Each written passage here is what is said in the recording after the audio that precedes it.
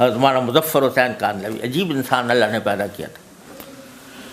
وہ ایک مرتبہ اپنے ایک ساتھی کے ساتھ کاندھلے سے پیدل سفر کر رہے تھے، دہلی جا رہے تھے، تو راستے میں مغرب کی نماز کا وقت آیا تو دیکھا کہ کوئی نماز پڑھنے کی جگہ ملے، تو ایک بستی تھی وہاں پر دیکھا تو ایک مسجد تو ہے بالکل ویران پڑی ہوئی ہے، گرد غبار میں اٹی ہوئی ہے، تو وہاں انہوں نے کہا بھی چلو یہاں نماز پڑھتے ہیں۔ نماز پڑھنے کے لیے وہاں داخل ہوئے، کوئی آدمی نہ آدمزاد، اذان دی تو اذان کے اوپر بھی کوئی چل کے نہیں آیا مسجد میں۔ حضرت نے اس کے اوپر جھاڑو دی، گرد و غبار ہٹایا، اذان وہ پھر جو ساتھی تھے ان کے ساتھ مل کے جماعت کی۔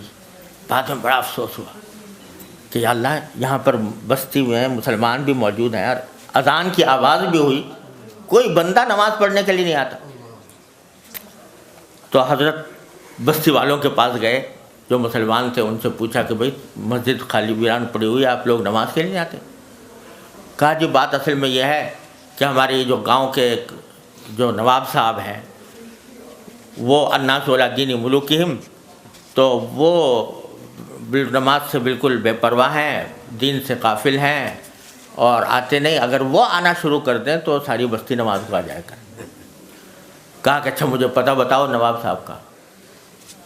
نواب صاحب کے پاس پہنچے، نواب صاحب سے کہا کہ بھائی آپ مسلمان ہو، مسجد ویران پڑی ہے، اگر آپ جایا کرو مسجد میں تو نماز بھی ہو جائے گی، آپ کو سارے انسانوں کا ثواب آپ کو ملے گا۔ تو حضرت کی باتوں میں اخلاص تو تھا، طبیعت پہ کچھ اثر تو ہوا، کہنے لگا کہ مولانا نماز پڑھنے کا تو میں چلا جاؤں مگر دو کام ایسے ہیں میں چھوڑ نہیں سکتا۔ اب کیا کام ہے؟ کہ ایک تو یہ کہ میں شراب پیتا ہوں اور میرے پاس فاحشہ عورتیں آتی ہیں، اور دوسری بات یہ کہ میں وضو نہیں کر سکتا، وضو میرے بس سے باہر، تو اس لیے نماز کیسے پڑھوں بغیر وضو کے؟ حضرت نے فرمایا کہ اچھا تو ایسا کرو، آپ ایک بات کا وعدہ کر لو۔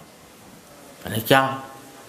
کہ بغیر وضو کے پڑھ لیا کرو نماز، بغیر وضو کے نماز پڑھ لیا کرو، لیکن وعدہ کر لو کہ نماز آپ جاؤ جو بغیر وضو کے پڑھو گے دوسرے لوگ دیکھ کے بھی آ جائیں گے۔ بغیر وضو کے نماز کیسے؟ کہا کہ میں کہہ رہا ہوں بغیر وضو کے پڑھو۔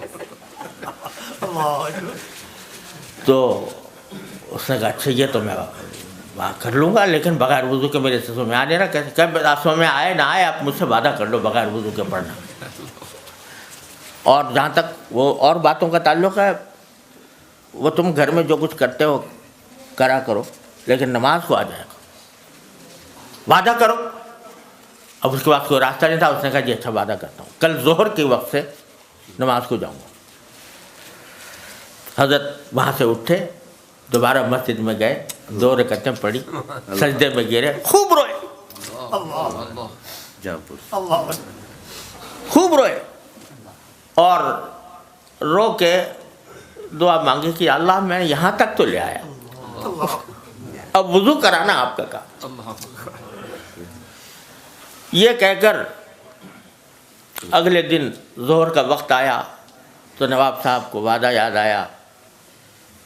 جب جانے لگے تو دل نے یہ کہا کہ خدا کے بندے پہلے دن تو جا رہا ہے نماز پڑھنے کے لیے، تو آج تو وضو کر لے، آپ وضو کیا تو غسل کر لے۔